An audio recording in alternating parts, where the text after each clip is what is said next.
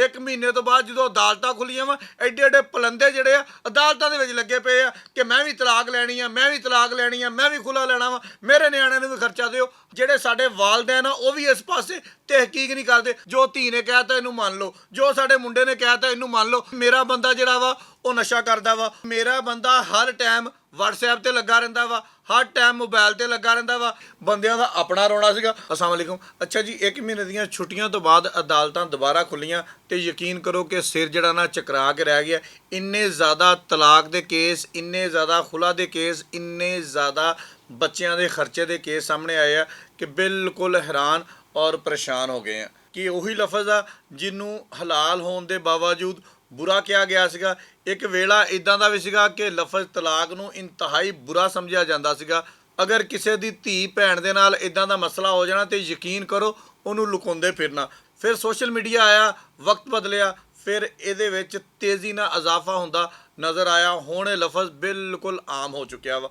ਇਸ ਹਵਾਲੇ ਦੇ ਨਾਲ ਅਸੀਂ ਮੁਖਤਲਿਫ ਲੋਕਾਂ ਦੇ ਨਾਲ ਗੱਲ ਕੀਤੀ ਜਦੋਂ ਅਸੀਂ ਇਸ ਸਟੋਰੀ ਤੇ ਕੰਮ ਕਰ ਰਹੇ ਸੀ।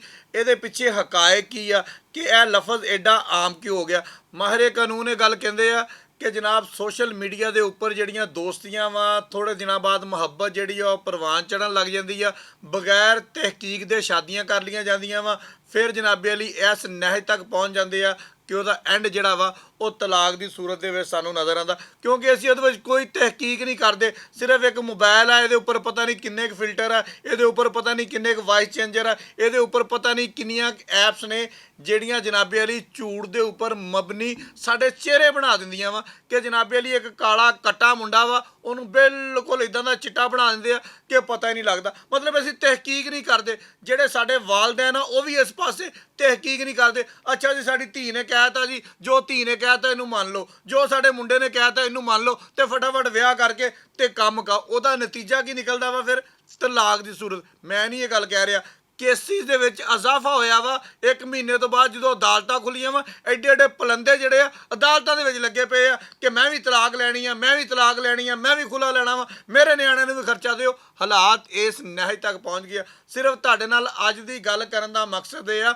ਇਹਦੇ ਵਿੱਚ ਕਮੀ ਲਿਆਉਣ ਵਾਸਤੇ ਤੁਹਾਨੂੰ ਔਰ ਸਾਨੂੰ ਸਾਰਿਆਂ ਨੂੰ ਇੱਕ ਅਹਿਮ ਕਿਰਦਾਰ ਅਦਾ ਕਰਨਾ ਪਏਗਾ। ਅੱਛਾ ਜੀ, ਫਿਰ ਅਸੀਂ ਅਦਾਲਤਾਂ ਦਾ ਰੁਖ ਕੀਤਾ। ਉੱਥੇ ਜਿਹੜੀਆਂ ਬੈਠੀਆਂ ਬੀਬੀਆਂ ਸੀਗੀਆਂ ਜਿਹੜੀਆਂ ਤਲਾਕ ਲੈਣ ਵਾਸਤੇ ਆਈਆਂ ਸੀਗੀਆਂ ਉਹਨਾਂ ਨਾਲ ਅਸੀਂ ਗੱਲਬਾਤ ਕੀਤੀ ਤੇ ਉੱਥੇ ਵੀ ਜਨਾਬੇ ਅਲੀ ਫਿਰ ਸਿਰ ਜਿਹੜਾ ਸੀਗਾ ਇੱਧਰ ਨੂੰ ਚਕਰਾਇਆ, ਫਿਰ ਇੱਧਰ ਨੂੰ ਚਕਰਾਇਆ ਕਿ ਹੋ ਕੀ ਰਿਹਾ ਵਾ। ਇੱਕ ਬੀਬੀ ਨਾਲ ਮੇਰੀ ਗੱਲ ਹੋਈ, ਉਹਨੇ ਕਿਹਾ ਜੀ ਮੇਰਾ ਬੰਦਾ ਜਿਹੜਾ ਵਾ ਉਹ ਨਸ਼ਾ ਕਰਦਾ ਵਾ, ਉਹ ਆਈਸ ਪੀਣ ਲੱਗ ਗਿਆ ਵਾ। ਹੁਣ ਕਹਿੰਦੀ ਕਿ ਆਈਸ ਪੀਣ ਵਾਲੇ ਬੰਦੇ ਦੇ ਕੋਲੋਂ ਮੈਂ ਆਪਣੇ ਬੱਚਿਆਂ ਨੂੰ ਕਿੱਦਾਂ ਮਹਿਫੂਜ਼ ਰੱਖਾਂ, ਮੈਂ ਆਪ ਕਿੱਦਾਂ ਮਹਿਫੂਜ਼ ਰਵਾਂ, ਮੈਨੂੰ ਤੁਸੀਂ ਦੱਸ ਦਿਓ। ਮੈਂ ਜਨਾਬੇ ਅਲੀ ਤਲਾਕ ਦਾ ਫੈਸਲਾ ਵਾਪਸ ਲੈ ਲੈਂਦੀ ਹਾਂ। ਉਸ ਟਾਈਮ ਸਾਡੇ ਕੋਲ ਵੀ ਕੋਈ ਅਲਫਾਜ਼ ਨਹੀਂ ਆਏ ਸੀਗੇ ਕਿ ਅਸੀਂ ਕੀ ਦਸੀਏ। ਇੱਕ ਬੀਬੀ ਨਾਲ ਹੋਰ ਗੱਲ ਹੋਈ, ਉਹ ਕਹਿੰਦੀ ਹੈ ਜੀ ਮੇਰਾ ਬੰਦਾ ਹਰ ਟਾਈਮ WhatsApp ਤੇ ਲੱਗਾ ਰਹਿੰਦਾ ਵਾ, ਹਰ ਟਾਈਮ ਮੋਬਾਈਲ ਤੇ ਲੱਗਾ ਰਹਿੰਦਾ ਵਾ, ਪਤਾ ਨਹੀਂ ਕਿਹਦੇ ਨਾਲ ਗੱਲਾਂ ਕਰਦਾ ਵਾ। ਜਦੋਂ ਉਹਦਾ ਕਿਤੇ ਮੋਬਾਈਲ ਚੋਰੀ ਚੁੱਪੇ ਖੋਲ ਕੇ ਵੇਖ ਲਈਦਾ ਵਾ, ਵਿੱਚ ਪਤਾ ਨਹੀਂ ਕਿੰਨੀਆਂ ਕੁੜੀਆਂ ਦੀਆਂ ਤਸਵੀਰਾਂ ਪਤਾ ਨਹੀਂ ਕਿੱਦਾਂ ਦੀਆਂ ਬਰਾਮਦ ਹੁੰਦੀਆਂ ਵਾ। ਹੁਣ ਦੱਸੋ ਕਿ ਮੈਂ ਇਦਾਂ ਦੇ ਬੰਦੇ ਨਾਲ ਕਿੱਦਾਂ ਰਵਾਂ। ਹੁਣ ਜਿੰਨੀਆਂ ਬੀਬੀਆਂ ਦੇ ਨਾਲ ਮੈਂ ਗੱਲ ਕੀਤੀ ਹੋਈ ਆ ਸਾਰੀਆਂ ਮੁਹੱਬਤ ਦੀਆਂ ਸ਼ਾਦੀਆਂ ਨੇ। ਕੋਈ ਜਨਾਬੇ ਵਾਲੇ ਕਲਾਸ ਫੈਲੋ ਸੀ, ਕੋਈ ਸੋਸ਼ਲ ਮੀਡੀਆ ਦੇ ਉੱਪਰ ਗੱਲਬਾਤ ਹੋਈ, ਕੋਈ ਕਿੱਦਾਂ ਕੋਈ ਕਿੱਦਾਂ। ਇਹ ਤਾਂ ਮੈਂ ਮੁਖਤਲਿਫ ਬੀਬੀਆਂ ਨਾਲ ਉੱਥੇ ਗੱਲ ਕੀਤੀ। ਮੈਂ ਕਿਹਾ ਕੱਲੀਆਂ ਬੀਬੀਆਂ ਨਾਲ ਕਿਉਂ ਗੱਲ ਕਰਨੀ ਆ, 2-4 ਬੰਦਿਆਂ ਨਾਲ ਵੀ ਗੱਲ ਕਰਕੇ ਦੇਖ ਲਈਏ ਕਿ ਬੰਦੇ ਕੀ ਕਹਿੰਦੇ ਆ। ਆਖਰ ਤੁਸੀਂ ਕਿਉਂ ਤਲਾਕ ਦੇਣ ਤੇ ਮਜਬੂਰ ਹੋਏ ਹੋ, ਤੁਹਾਡੀ ਵੀ ਕੋਈ ਮਜਬੂਰੀ ਹੋਏਗੀ। ਬੰਦਿਆਂ ਦਾ ਆਪਣਾ ਰੋਣਾ ਸੀਗਾ। ਉਹਨੇ ਕਿਹਾ ਜੀ ਮੇਰੀ ਬੁੱਢੀ ਜਿਹੜੀ ਆ ਉਹ ਬਦਤਮੀਜ਼ੀ ਕਰਦੀ ਆ, ਉਹ ਅੱਗੋਂ ਗਾਲਾਂ ਕੱਢਦੀ ਆ, ਉਹ ਮੋਬਾਈਲ ਦਾ ਖੇੜਾ ਨਹੀਂ ਛੱਡਦੀ, ਉਹ ਨਿਆਣੇ ਦੀ ਕੇਅਰ ਨਹੀਂ ਕਰਦੀ, ਉਹ ਜਿੰਨੇ ਪੈਸੇ ਇਕੱਠੇ ਕਰਦੀ ਆ ਪਿੱਛੇ ਜਾ ਕੇ ਮਾਪਿਆਂ ਨੂੰ ਦਿੰਦੀ ਰਹਿੰਦੀ ਆ, ਫਲਾਂ ਕਰਦੀ ਰਹਿੰਦੀ। ਮਤਲਬ ਹਰ ਬੰਦੇ ਦਾ ਆਪਣਾ ਆਪਣਾ ਰੋਣਾ ਸੀਗਾ। ਫਿਰ ਮੈਂ ਤੁਹਾਨੂੰ ਦੱਸ ਦੇਵਾਂ ਕਿ 1 ਦਰਜਨ ਤੋਂ ਜ਼ਾਇਦ ਲੋਕਾਂ ਨਾਲ ਮੈਂ ਗੱਲ ਕੀਤੀ, ਸਾਰਿਆਂ ਦੀਆਂ ਮੁਹੱਬਤ ਦੀਆਂ ਸ਼ਾਦੀਆਂ ਸੀਗੀਆਂ। ਮੁਹੱਬਤ ਦੀਆਂ ਸ਼ਾਦੀਆਂ ਦਾ ਅੰਜਾਮ ਫਿਰ ਤਲਾਕ ਦੀ ਸੂਰਤ ਦੇ ਵਿੱਚ ਨਿਕਲਦਾ ਪਿਆ ਸੀਗਾ। ਅੱਛਾ ਜੀ, ਅਗਰ ਕਦੀ ਪਿੰਡਾਂ ਦੇ ਵਿੱਚ ਇਸ ਤਰ੍ਹਾਂ ਦੇ ਹਾਲਾਤ ਪੈਦਾ ਹੋ ਜਾਂਦੇ ਸੀ, ਪੰਚਾਇਤਾਂ ਲੱਗਦੀਆਂ ਹੁੰਦੀਆਂ ਸੀਗੀਆਂ, ਵੱਡੇ ਪਿੰਡਾਂ ਦੇ ਬਹਿ ਕੇ ਤੇ ਤਲਾਕ ਹੋਣ ਤੋਂ ਬਚਾ ਲੈਂਦੇ ਸੀ। ਹੁਣ ਨਾ ਉਹ ਵੱਡੇ ਰਹੇ ਆ ਤੇ ਨਾ ਤਲਾਕ ਹੋਣ ਤੋਂ ਬਚਾਉਣ ਵਾਲਾ ਕੋਈ ਸਿਲਸਿਲਾ ਲਿਆ ਵਾ। ਲਿਹਾਜ਼ਾ ਮੇਰੀ ਫਿਰ ਇੱਕ ਵਾਰੀ ਤੁਹਾਨੂੰ ਸਾਰਿਆਂ ਨੂੰ ਗੁਜ਼ਾਰਿਸ਼ ਆ ਕਿ ਇਦਾਂ ਦੀਆਂ ਪਿੰਡਾਂ ਦੇ ਵਿੱਚ, ਸ਼ਹਿਰਾਂ ਦੇ ਵਿੱਚ ਇਦਾਂ ਦੀਆਂ ਕਮੇਟੀਆਂ ਤਸ਼ਕੀਲ ਦੇਵੋ ਜਿਹੜੇ ਇਦਾਂ ਦੇ ਮਾਮਲਾਤ ਨੂੰ ਅਦਾਲਤ ਦੇ ਵਿੱਚ ਪਹੁੰਚਣ ਤੋਂ ਪਹਿਲੇ ਪਿੰਡ ਦੀ ਸਤ੍ਹਾ ਤੇ, ਸ਼ਹਿਰ ਦੀ ਸਤ੍ਹਾ ਤੇ, ਮੁਹੱਲੇ ਦੀ ਸਤ੍ਹਾ ਤੇ ਮੁਕਾ ਦੇਣ।